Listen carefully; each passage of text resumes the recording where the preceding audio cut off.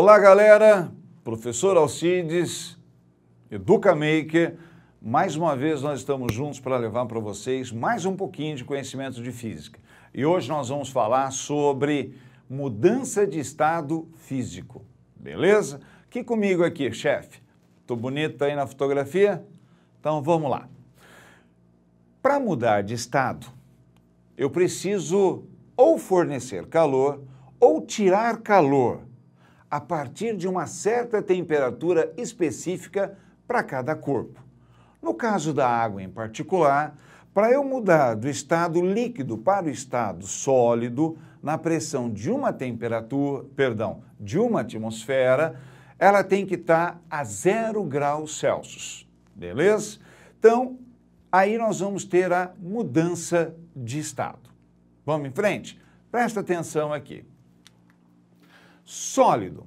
Um corpo sólido tem forma e volume definidos. Os átomos estão fortemente ligados por forças elétricas. As partículas não podem se movimentar no interior do corpo. Elas podem vibrar, elas estão vibrando, mas elas não podem se movimentar. A única movimentação, como eu disse, é da agitação térmica em torno de uma posição de equilíbrio. Legal? Beleza. Líquido. Líquido tem volume bem definido. 1 litro de água, por exemplo, é 1 litro de água. Não interessa dentro de que recipiente ele se encontra.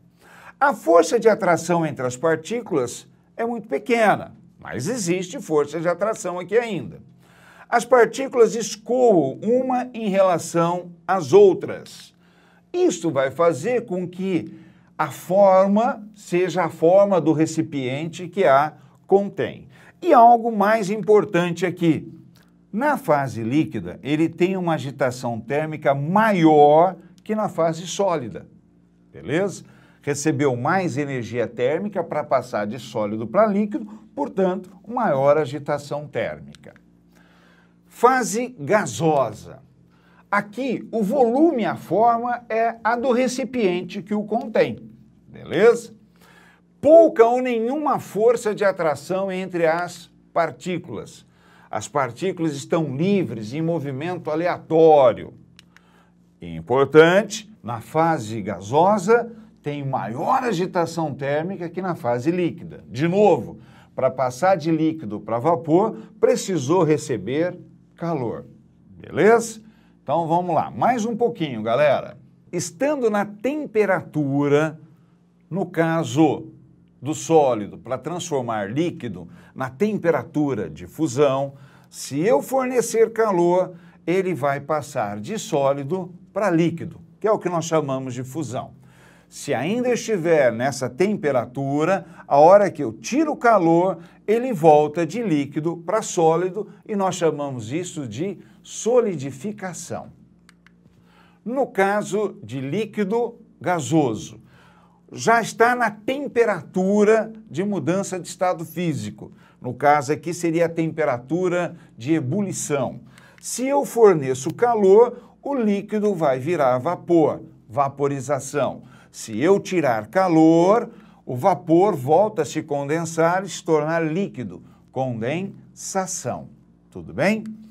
Existe a situação em que o sólido passa direto para a fase gasosa e o gasoso passa direto para a fase sólida.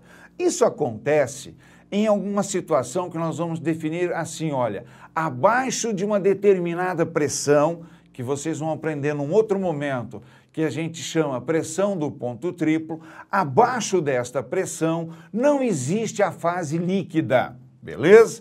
Então, eu forneço calor, ele passa direto para o vapor. A gente chama isso de sublimação. Algumas substâncias vocês conhecem, naftalina, o gelo seco, que é o CO2. Se eu tirar calor, ele volta para o estado sólido, beleza? Durante a mudança de estado físico, não existe variação de temperatura para substâncias puras.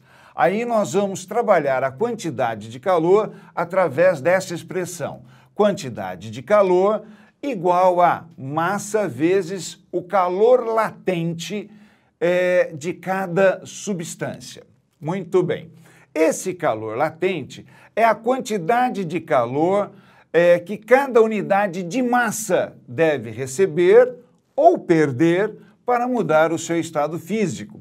Ela vai ser expressa em caloria por grama, joule por quilograma ou às vezes joule por grama, né? O pessoal às vezes dá uma mexida aí nas unidades.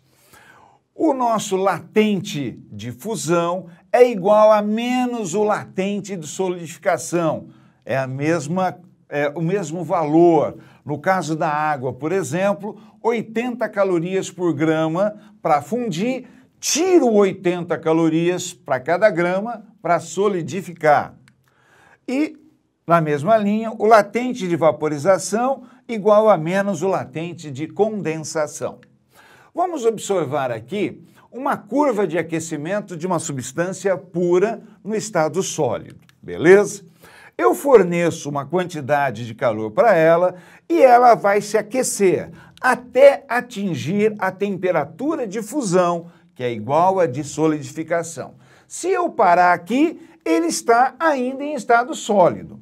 Se eu continuar fornecendo calor, ele vai agora fazer a mudança de estado físico, né? Então, durante a fusão, sólido e líquido estariam ali em equilíbrio térmico, sempre na mesma temperatura.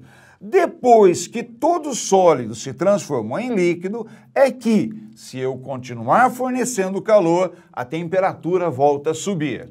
E eu forneci calor. E agora a temperatura subiu até a temperatura de vaporização ou de condensação.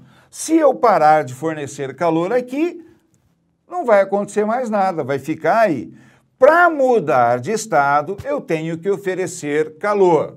Durante a mudança de estado, eu tenho aqui líquido e vapor em equilíbrio térmico. Depois que toda a substância evaporou, se eu voltar a fornecer calor, ela volta a se aquecer na fase gasosa. Beleza? Entenderam isso, moçada? Esses patamares bonitinhos são para substâncias puras. Muito bem. Vamos ver aqui no processo de vaporização. A vaporização, ela vai acontecer de 3 maneiras diferentes. Um processo chamado evaporação, que é aquele que evapora naturalmente em temperatura ambiente. Beleza?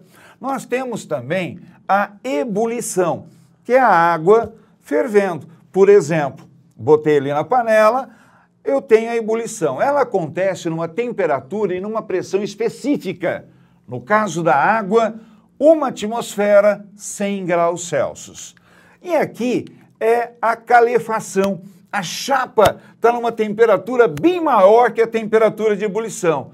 Então, a hora que você joga água, olha, observe as bolinhas de água correndo em cima da chapa, né? Olha lá, elas estão ali como que saltitando em cima da chapa pelo vapor que está sendo produzido. Esse processo a gente chama de calefação.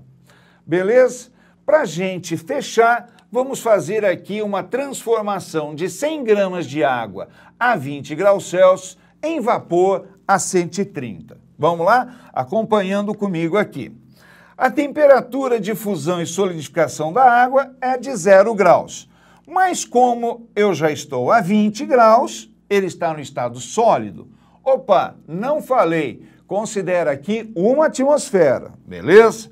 Então eu vou fornecer calor para que a temperatura suba de 20 graus até 100 graus, que é a temperatura de vaporização da água, ou temperatura de ebulição nesse caso. Para fornecer essa quantidade de calor, calor específico vezes massa vezes variação de temperatura. A variação de temperatura é de 20 a 100, 80 graus Celsius. O calor específico, 1 caloria por grama graus Celsius.